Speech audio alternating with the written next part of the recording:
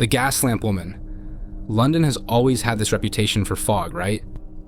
People picture Big Ben half hidden in grey mist, the river all but invisible, and these old cast iron gas lamps glowing like candles in a cave. Truth is, the city isn't nearly as foggy as the cliches make it out to be nowadays. But go back a few decades, or even just walk the right alley on a damp night, and you'll still feel that heavy, wet air clinging to your clothes. The light from the lamps stretched thin like smoke. That's the setting for what I'm about to tell you. It was one of those nights where everything felt muffled. The streets in the financial district, the city, as Londoners call it, were mostly empty. Offices were dark, taxis had thinned out, and only the distant sound of a bus rolling over cobblestones broke the silence. A man in his 30s, just another office worker in a suit, was walking home after a late night of overtime. He loosened his tie, checked his phone, and thought only of catching the last train. Nothing unusual, except for what he noticed at the corner, beneath the soft glow of a gas lamp. There was a woman standing there. Now, for my American friends, London still has a handful of these old-fashioned gas lamps, the kind that look like they belong in a Sherlock Holmes movie. They don't run on open flames anymore, most are converted to electricity, but they keep the same antique style. So imagine that. A tall black lamppost, the glass lantern glowing orange, fog swirling around it, and right underneath she stood. She wore a white dress. Not a modern cocktail dress, or anything you'd see at a party. This was old style. Lace on the sleeves, fabric heavy enough that it clung to the damp air. If you'd seen her on a stage, you'd think period costume. But here, in the middle of a London business district, it was completely out of place. The man slowed down.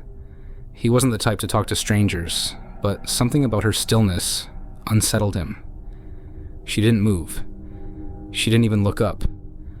Just stood with her hands at her sides, head slightly bowed, as if she were waiting. He cleared his throat and spoke, maybe half embarrassed at himself. Are you all right?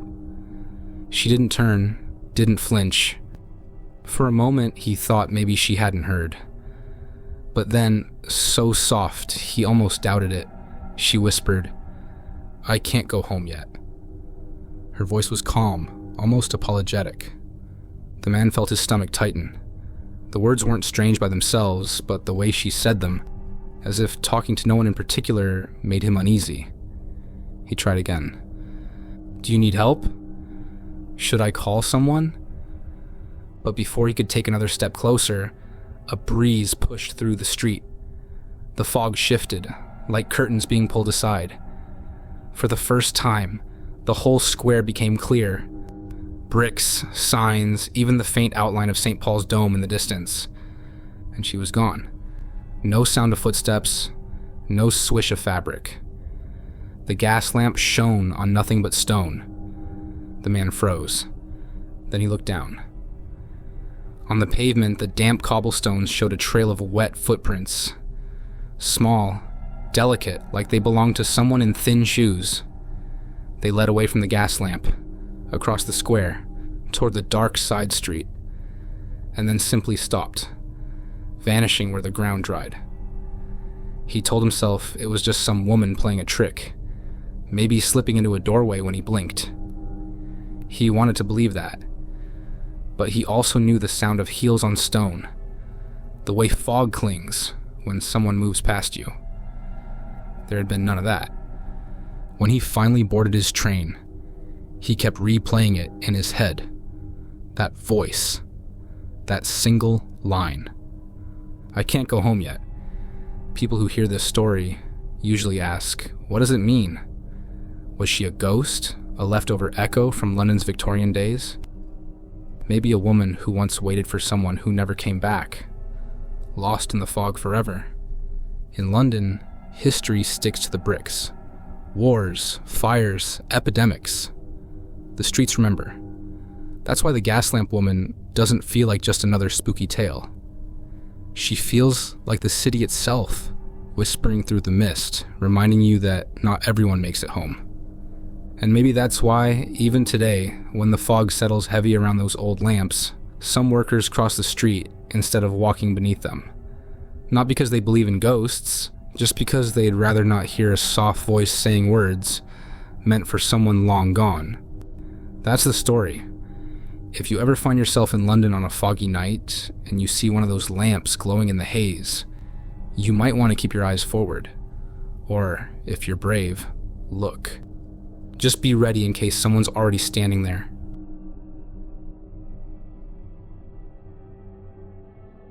The Factory Shadows. Manchester isn't the kind of place most Americans think of when they imagine creepy old ruins, but honestly, it should be. It's this city in the north of England, famous for soccer now, but 200 years ago, it was the beating heart of the Industrial Revolution. That's where steam engines, giant textile mills, and red brick factories shaped an entire era. You can still see the bones of that time. Whole districts are lined with tall, square factories, made of dark red brick, their windows broken, their chimneys cut against the cloudy sky. Some have been turned into fancy apartments or offices, sure, but others just sit abandoned, the air still smelling faintly of coal if you stand close enough. That's where this story begins. Inside one of those old ruins, a group of young guys decided to do a bit of urban exploring. If you're not familiar, that's when people sneak into abandoned places, take photos, poke around, and usually scare themselves half to death. They picked one of the old textile mills, the kind built in the 1800s. The main gate was chained shut, but a broken window around the back gave them an easy way in. Inside, the air was damp, the walls streaked with soot. The floors were warped wood, the kind that groans under your weight. Bits of rusted machinery sat like skeletons, gears locked solid decades ago. The guys laughed, snapped pictures, made jokes about haunted Britain, the usual. But as they went deeper into the building, the mood changed. The back of the factory opened into a wide hall, what used to be the workshop. You could tell it had been massive once, with iron beams overhead and furnaces lining the walls. Now it was silent except for their own footsteps. Except, not quite silent. From somewhere deeper in the hall came a faint clang. Metal striking metal. Slow. Rhythmic. Like a hammer falling on an anvil. They froze. Factories like this were built for noise. Hundreds of machines pounding at once, steam hissing, men shouting. To hear even one echo of that in a place long dead was enough to make their skin prickle. Still, curiosity won. They pushed forward. And that's when they saw them. Shapes moved in the gloom. Dozens of men, hunched over, their clothes black with soot, their arms rising and falling with heavy strokes. They looked like laborers from another century, trapped in endless work. Only, none of them had faces. Where eyes and mouths should have been, there was only a blur of gray. No features. Just blank skin, darkened by ash. Yet somehow they coughed, hacking and choking, like coal dust still clogged their lungs. Each cough rattled in the air, mixed with the hammering sound, over and over. The explorers just stood there, unable to move. One of the workers straightened up. It turned its head toward them, if you could call it a head. And then another looked, and another, until half the figures were facing the group. The coughing grew louder, as if the sound itself was pressing on their chests. Finally, one of the guys shouted, "Run!" They bolted for the exit, stumbling through the hall, tripping on debris.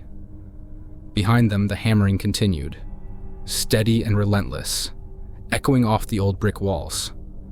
They didn't dare look back. When they finally scrambled out through the window, gasping in the cold Manchester night, they laughed the nervous laugh of people who don't want to admit how terrified they'd been. It was just shadows, one said, some trick of the light. But the youngest of them, still trembling, pointed to his shirt. There, smeared across the fabric, was the clear outline of a handprint, black with soot. Not his own. Now, here's the thing about Manchester. The Industrial Revolution made the city rich, but it also broke thousands of lives. Workers spent 12-hour shifts in factories, thick with coal smoke, their lungs ruined before they hit 40. Kids worked the looms too. Accidents were constant, gears crushing hands, fires sweeping through halls.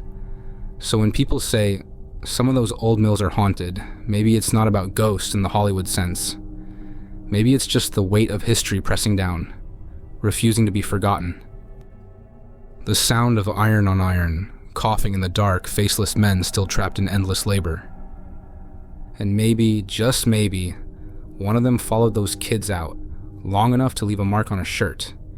If you ever visit Manchester and you see one of those big, crumbling red brick factories, you'll probably just think it's an eyesore, a relic waiting to be torn down or turned into trendy apartments. But if you step closer, put your hand on the brick, you might feel it. Heat, soot, something that doesn't quite let go. And if you hear the faint ring of metal, best to keep walking. Because inside, there might still be men working in the dark, faces lost to the smoke, waiting for someone new to notice them.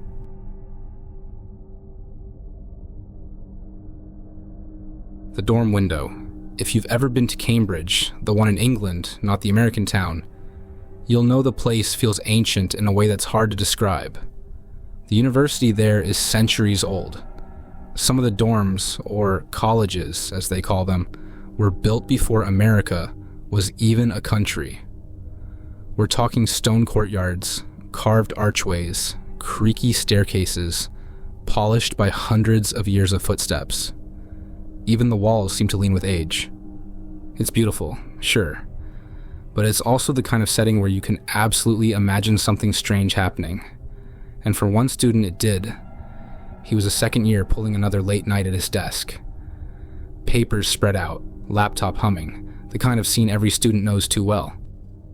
Outside, the courtyard was quiet, just the occasional crunch of someone's shoes on gravel below. His room was small, narrow bed, books piled high, a desk pushed up against the window. The glass panes were old, the kind that rattle when the wind moves just right. He learned to tune it out. But on this night, as he scribbled notes, he felt it. That sense that someone was watching. At first, he thought it was his imagination. He rubbed his eyes, glanced at the window, and froze. Another student was standing outside. Now, for Americans, here's the layout. These dorm rooms usually face each other across a courtyard, with narrow alleys and gardens in between. The windows don't open far, and you can see right into your neighbor's room if the curtains are drawn. So what he saw was another window, directly opposite, lit faintly by a lamp. And there, framed in the glass, was a figure. A student. Still as stone. Just staring at him. The guy blinked, half expecting the figure to wave or look away. But no. It stayed there, eyes fixed on him. He laughed nervously, raised his hand, and called out through the glass, "Hey!" His voice bounced in the empty courtyard. The figure didn't answer, didn't move. Instead, slowly, it lifted one arm and pressed its palm flat against the window. Even across the gap, the student could see the shape of the hand against the glass, pale under the lamplight. It stayed there, unmoving, as if testing the barrier between them. The sight chilled him in a way he couldn't explain. Finally, he pulled the curtain shut, muttering to himself about weird neighbors and pranks. He tried to get back to studying, but the image wouldn't leave him. That pale hand. The silence. Sleep didn't come easy. The next morning, he went straight to the porter. For those unfamiliar, a porter is basically the college's security and caretaker rolled into one. They keep an eye on the buildings, handle mail, deal with emergencies. "Hey," the student said, trying not to sound crazy, "is anyone staying in the room across from mine?" The one on the second floor, east wing? The porter frowned, tapped through a clipboard, then shook his head. That room's been empty since yesterday. Keys turned in. Nobody's there. The student stared, waiting for the punchline, but the man just went back to his paperwork. Back in his room, sunlight spilling across the desk, he worked up the nerve to look. Across the courtyard, the opposite window was wide open, curtains pulled aside. Empty. But when he leaned closer to his own glass, he noticed something. A faint print, right there on the pane in front of him. Not on the outside, on the inside. A white handprint pressed flat against the old glass. You hear stories like this around Cambridge. Students who see shapes in the courtyards, shadows in stairwells, reflections that don't quite match. The place is so old, so layered with history, that it almost feels alive. Every brick has seen generations of people come and go, and sometimes, maybe, it doesn't let them go. That student never opened his curtains at night again. He said it wasn't fear so much as respect, like whatever he'd seen had been there long before him, and would still be there long after. And if you ever stay in one of those ancient dorms, with your desk pressed against rattling glass, maybe think twice before looking out. Because if someone is staring back, you might not want to see whose hand leaves a mark behind.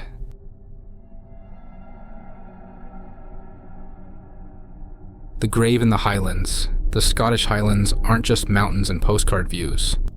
They're wild, windswept, and old in a way that makes you feel small. Villages sit tucked between hills.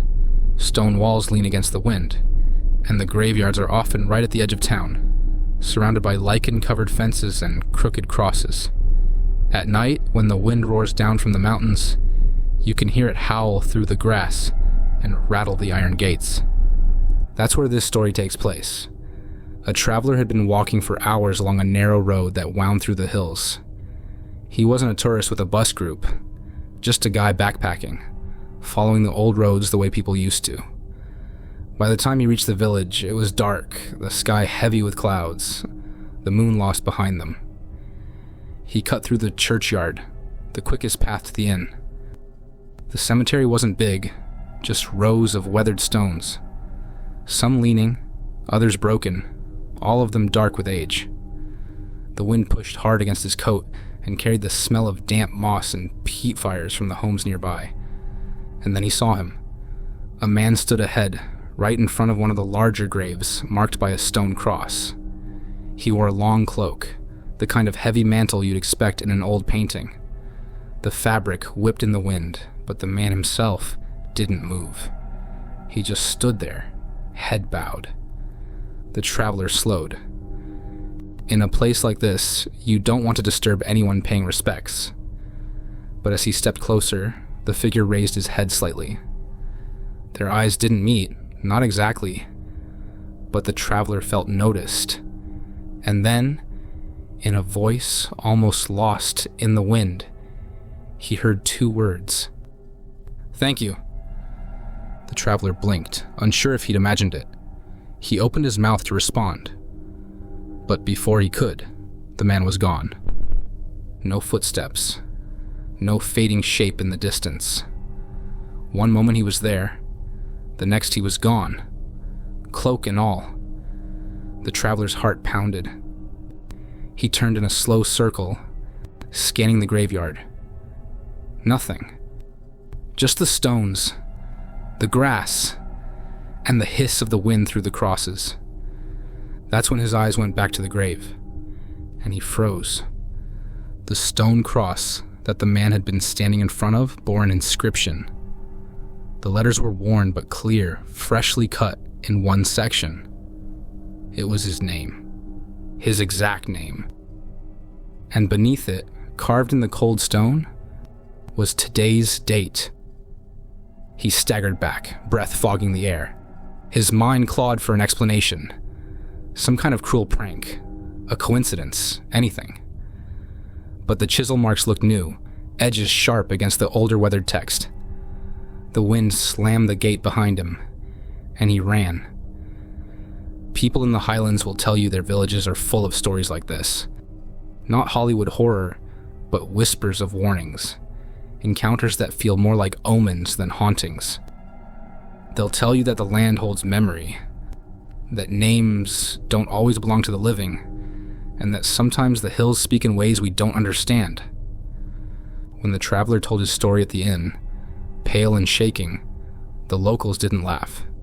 They just nodded, muttered something in Gaelic he couldn't follow, and poured him a drink. He left the village at dawn, never once stepping foot in that graveyard again. And if you ever find yourself cutting through a Highland cemetery at night, remember this. If you see a cloaked man at a stone cross, don't wait for him to speak. Keep walking. Because you don't want to know if your name is already carved into the stone.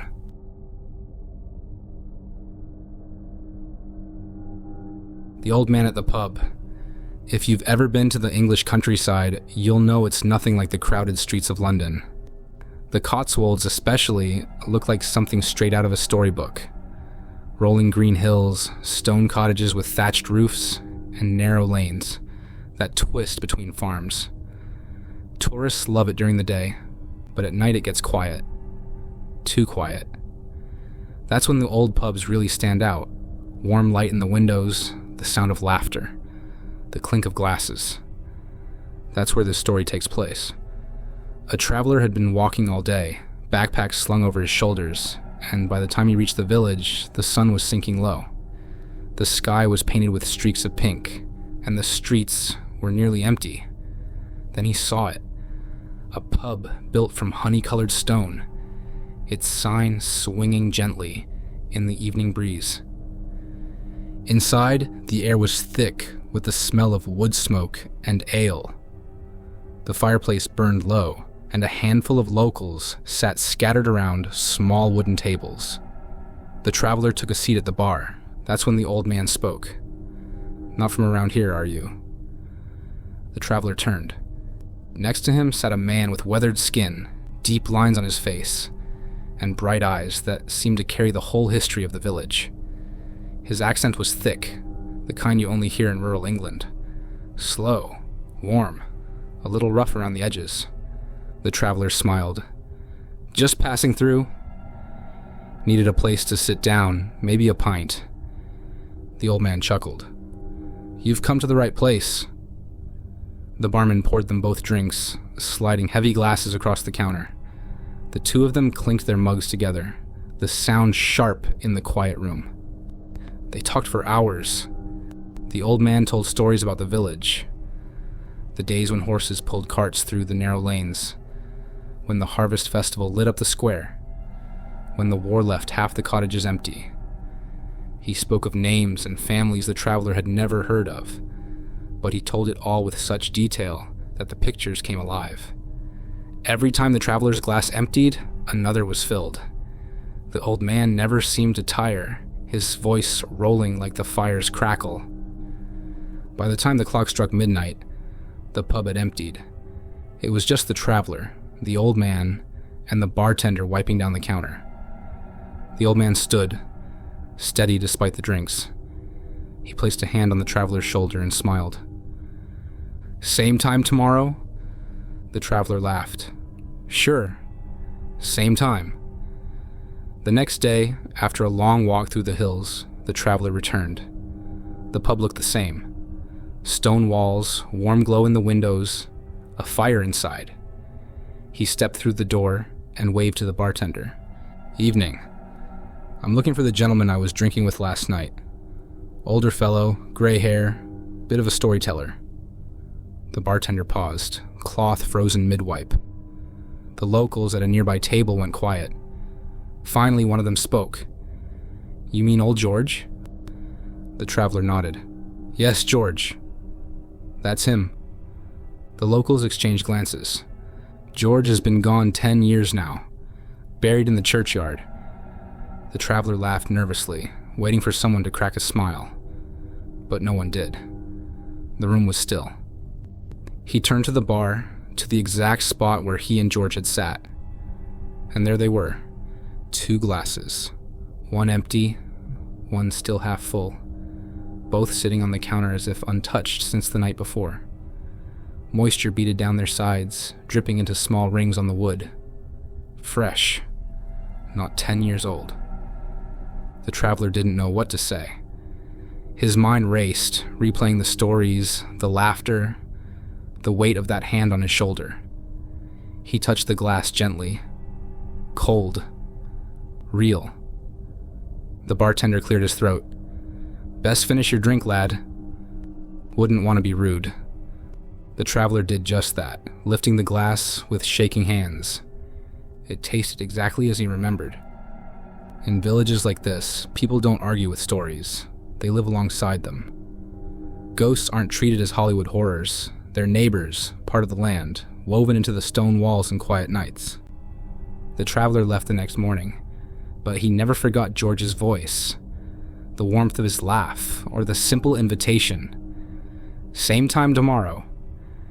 And if you ever find yourself in a countryside pub, glass sweating on the counter, and an old man with bright eyes wants to swap stories, maybe you should listen, even if no one else can see him.